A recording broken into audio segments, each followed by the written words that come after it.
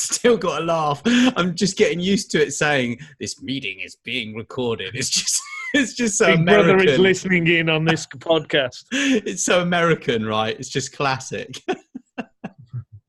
Oh dear. So I'm gonna have to introduce you again. I think I think that's the best thing. So this is Steven Dickens, and he's a global sales leader with IBM, and he deals with Linux One and Hyper Protect. So what does that involve, Steven?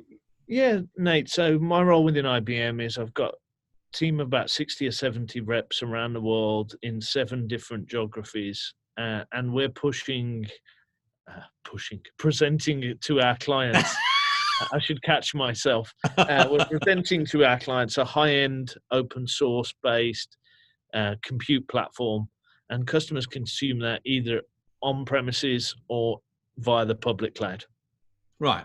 So we want to ace the sale, right? So have you got a practical methodology then for selling B2B enterprise software and hardware or services?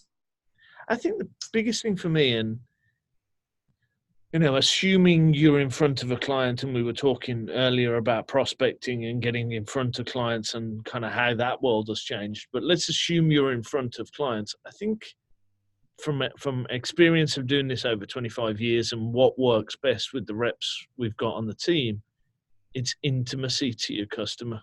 It's one of my sales directors years ago said 50% of this job is turning up. And I genuinely believe that. Clients buy from people they've got good relationships with, they trust, and they believe are adding value. And also reps who genuinely care and have demonstrated they care throughout the sales cycle. I can point to numerous deals where I was a rep where customers placed purchase orders with me because they genuinely felt I was going to make their project successful and I'd got the resources lined up. So I think in the world where we've got things like this, like Zoom and WebEx, it's very easy for reps to go, oh yeah, I'll just dial into a WebEx with my customer. Oof. They want to see them face to face, right? Yeah. If you're spending like tens of millions of dollars, yeah, or even $500,000 or perhaps even less than that, right? Like you're going to want to see the guy, aren't you? Or the lady, yeah? Exactly. Yeah. It gets lost. The people are like, oh, why is the incumbent so hard to knock out of these accounts? Well, they've put the effort in. Yeah. Bob, Fred, or Sally has spent their time on customer site, building long-term relationships, helping that customer navigate through their support organization, or being the one throat to choke when something went wrong, and making a little product installation issue go better.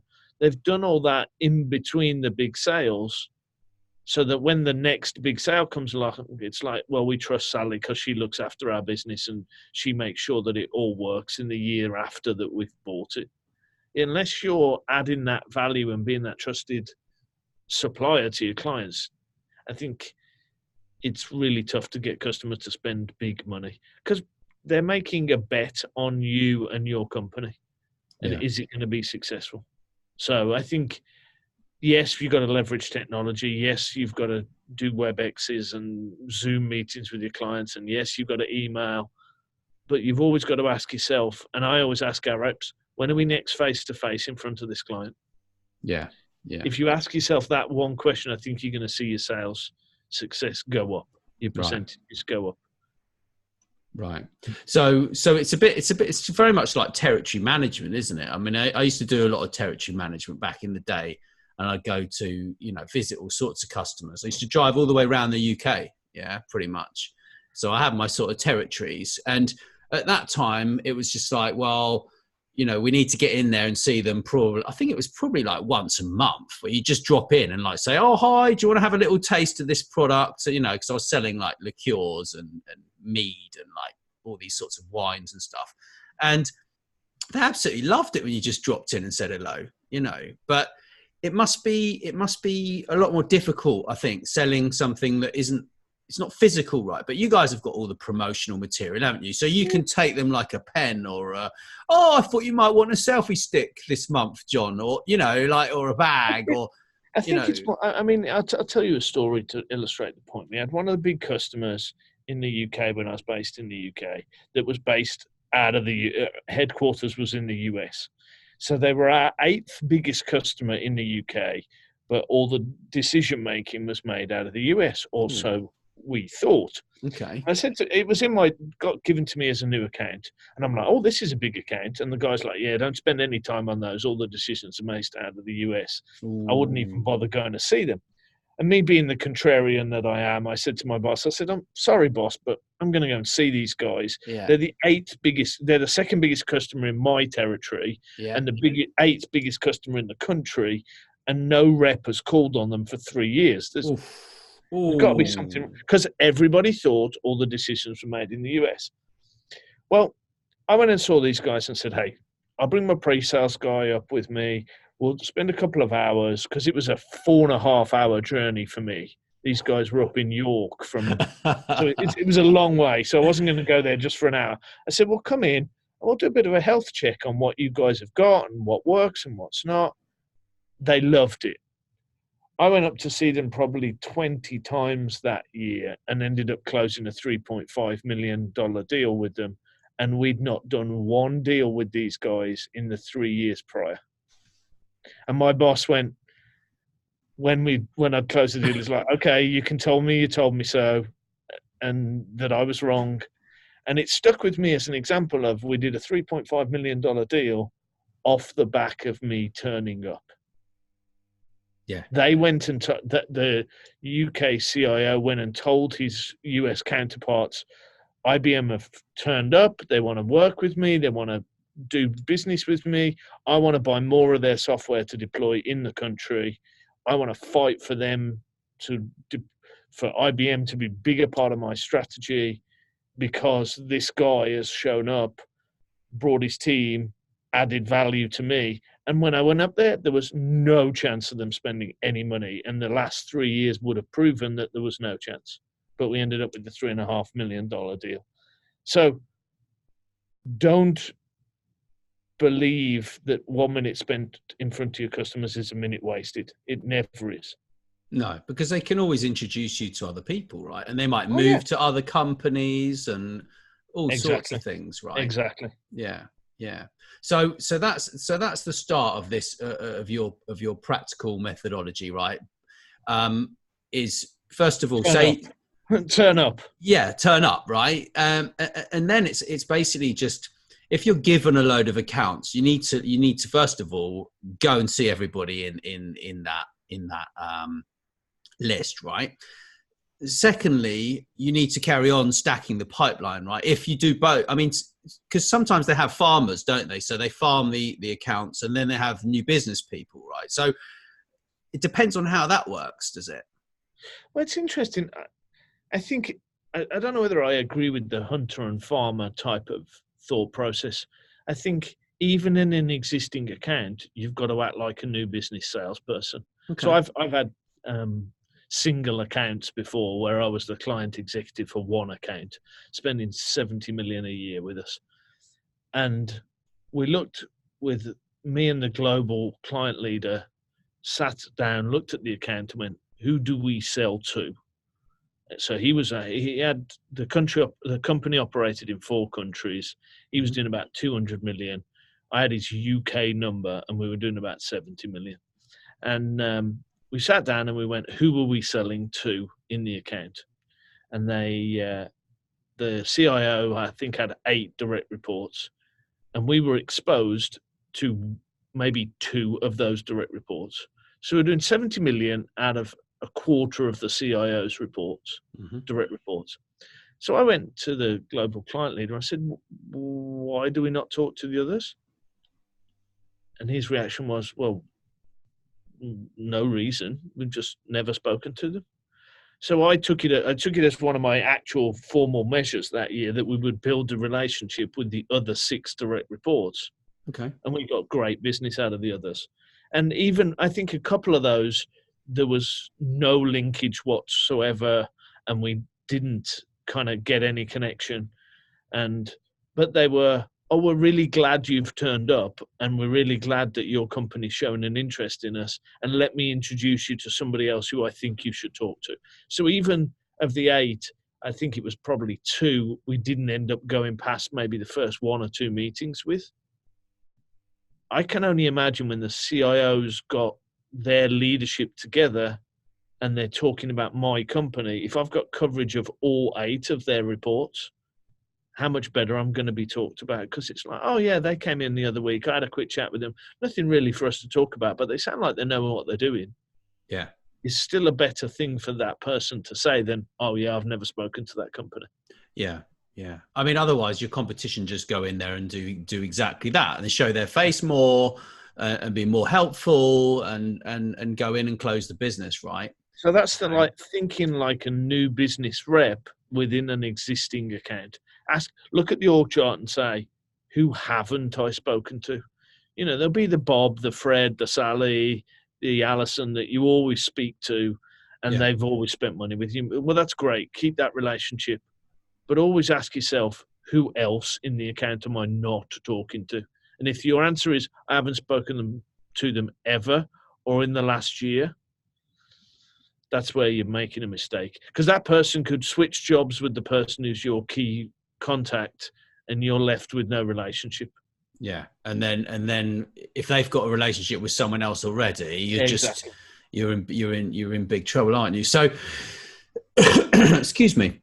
So then we're basically talking about generating more leads, aren't we? Which is what we talked about a little bit earlier, yeah, in our other conversation. So when it comes to generating more leads, yeah, you're big on social media, aren't you, and things like that. So in terms of doing that, you basically just need some great content. You need to build relationships and have conversations, right? I mean, that's in essence what we're talking about. And people go, how do you have the time to be so active on Twitter? I mean, we have a lot of fun out there. Yeah, we do. And people go, how do you do it, Steve? And I'll give you an insight. Spent half an hour last night scheduling my tweets and my LinkedIn posts for the week. Yeah. And everybody's like, what? You can do what? You can post them. And I just go, I've got a little app that tells me about what the news is, type in the topics I want to be known for, find news stories, schedule them for the week, and it takes me half an hour on a Sunday night. I'm scheduled through Thursday right now. I've got to do another sort of 5-10 minutes to get Friday done. And what you'll get from me is 4 LinkedIn posts and 4 tweets a day. Yeah. Whether I'm on 12 hours of conference calls and got my hair on fire, this week you will see 4 messages a day on both platforms from me. Yeah. And they will look really good and they'll look super professional. And then if I've got a couple of minutes here and there as I'm running around, I'll maybe put some content out myself. Yeah. So it's not hard to do this stuff and build a social following. I'm no expert. I mean, I defer to guys like you who are experts. I'm no expert on doing this stuff, but I got 7,500 followers on Twitter. I got 2,500, 3,000 people who follow me on LinkedIn. Yeah. You know, I've got a blog that gets a couple of thousand views a month. Mm-hmm. It takes me half an hour to write a blog once a month. Yeah, but they're all very targeted, aren't they? The people that you're talking to and engaging with are all in the enterprise space. Yeah, whether it's software as a service, hardware as a service, whatever, right? They're very, very specifically targeted. Yeah. Yeah. So I mean, and because I think people in that space want to talk to experts. Yeah. They want to spend their time with experts. And how do you work out whether somebody's an expert? Well, you've got to ask some questions, right? I mean, we talked a bit earlier about like these acronyms and stuff. Yeah. And I actually said to someone the other day, like on Twitter, I was like, why don't we just try and keep this, so anyone can understand this conversation? And I got this response from some developer saying, oh no, I think devs should talk dev speak, and it's like, well, yeah, but then you're leaving out like the business speak people, and they're the people who pay the bills. Not everyone wants to talk in dev language, right? You Well, know, I think you've got to be as a salesperson, you've got to be a translator.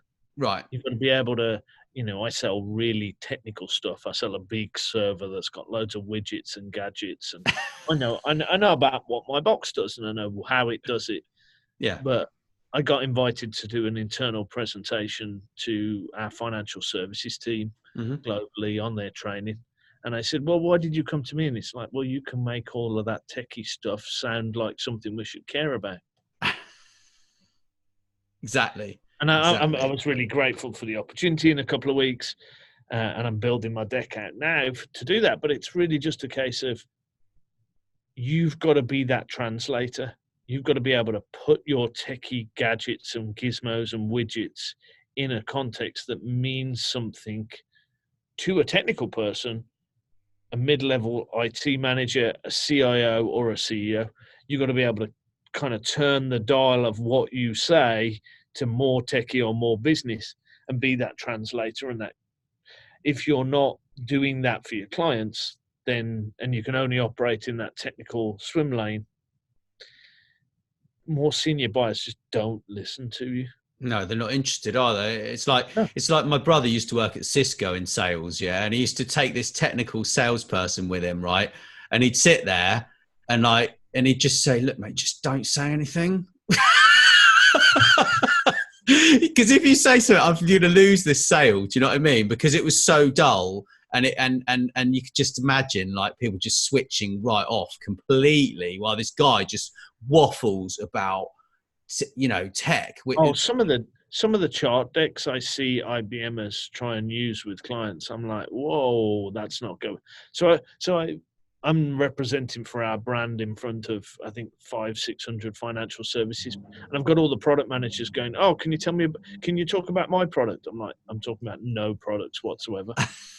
And they're like, but we've got this really cool widget that we want to talk about, please. And I'm like, no. And they're like, but this is the most important widget of 2020. And I'm like, no. How do I get somebody whose job it is to worry about financial services clients? This will be the Barclays client exec to worry about my product range when they've got probably 50 product ranges in IBM to care about. No. They're not going to care if I turn up and go, look at my widget. It's really cool. You should be really interested in my widget. They're not going to be interested. If I can say, hey, look, I won this customer last year. It was a $50 million deal. If you get one of these in your customer, you'll do 2x your numbers. Do you want to talk about it?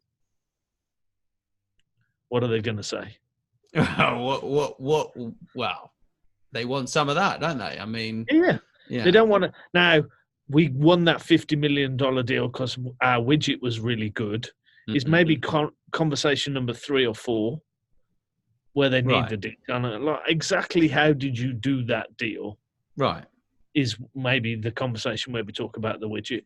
We don't talk about the widget on the first 1 or 2 calls. It's all business outcomes, return on investment, growth of revenue, those types of things that actually business people care about and technical people actually care about as well. Successful project delivery. Yeah. Well, they have to, don't they? Otherwise, they're not they're not at the top of the C-suite, are they? I mean, but then you've got to have the technical people talking to the technical people, haven't you?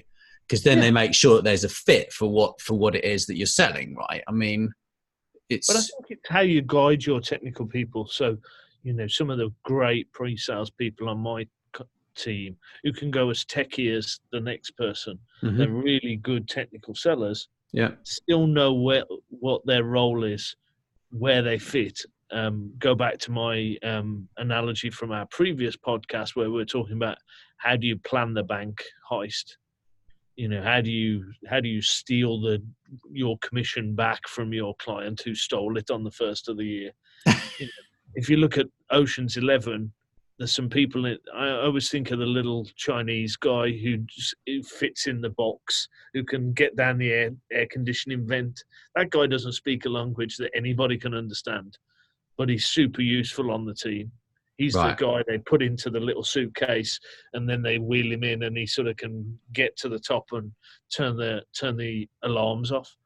That person's really valuable in your team, but they don't speak a language that anybody else understands.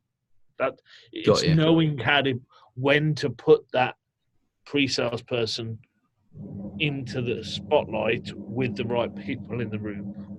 That's the skill. Got you. So is it easy then? Really, if come on, I'm only 25. Just look at don't tell anyone. No, come on, they need to think. So to ace the sale, right? Yeah. Following this methodology, right, is as long as they do enough activities, as in stacking the sales pipeline in the beginning, it all becomes relatively not easy, but it's doable, right? It's easier. Yeah. I think inputs and outputs, focus on things that are increasing your pipe, increasing your exposure to your customers, get out in front of your customers, spend less time sitting in front of your laptop and more time spent in front of your customers. If you can stick to some of those basics, I think then when it gets to the end of the year, you're going to have more bigger deals in your pipe that makes it easier for you to hit your number. You know, if you want to sit there and go, oh, well, I spent the first 3 months of the year, prospecting from my desk. Right. It's going to be a hard year. Got it. There's nothing you can do in 9 months to catch back that up. If you spend all of January and February out there meeting new customers and on the road, then it'll be easier when you come to half year and year end close, because you'll have got some real customers that you're talking to. The ability for reps to get in front of customers is the single defining factor for who's most successful. Right.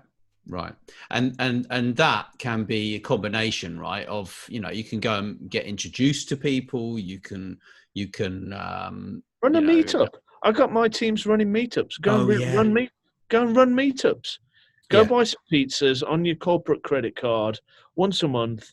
Go and rent a room in a hotel, or use the meeting room in the local office.